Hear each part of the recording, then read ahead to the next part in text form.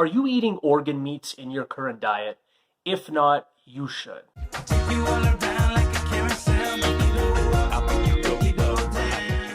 Ever since coming across the carnivore diet, animal-based diet, whatever you want to call it, organ meats have fascinated me. So I've tried both beef and veal liver. I don't really notice a taste difference between the two, but I do notice a color difference. So what are the benefits in liver? Liver is packed with nutrients such as vitamin A, vitamin B12, B6, and folate, and it does also contain a good source of iron, zinc, and selenium. The nutrients are crucial for energy production, immune system support, and optimal red blood cell formation. So how does this translate over to athletic performance? Because of the amount of iron that liver contains, this aids in oxygen transport. The iron in the liver helps transport oxygen to your muscles, which can help improve endurance and reduce the risk of fatigue during workouts.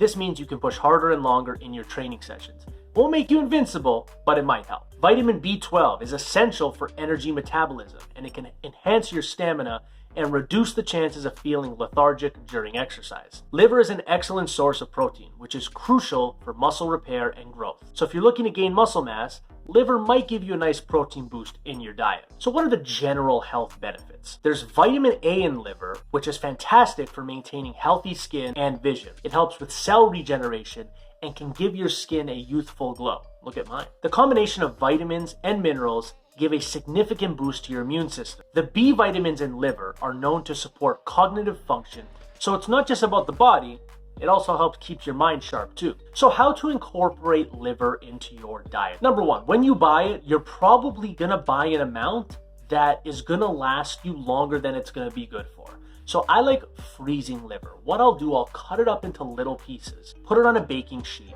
and then put it in the freezer.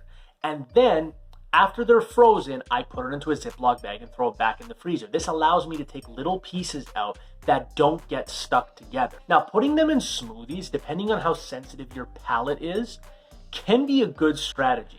If you hide it with other things such as fruits, vegetables, protein powder, you won't even taste it and you will get the benefits. So let's talk about how much liver you should be eating. Now, I talked about all these great benefits, which would mean you should just eat tons of it, right? No, liver is so nutrient dense that you need to be mindful of the amount you are eating. I'd say maybe 3 ounces of liver a week is a good guideline to stick to.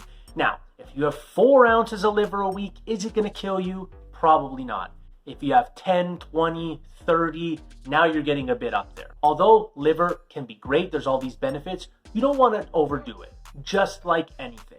Water is good for you. Should you drink 9 gallons of water a day? No, there's going to be some side effects to it. So hopefully, if you were thinking organ meats are disgusting, start off with liver, use some of the recommendations I posted in this video. Obviously, go on the internet, do some of your own research to put your mind at ease, but try some liver and let me know how it goes.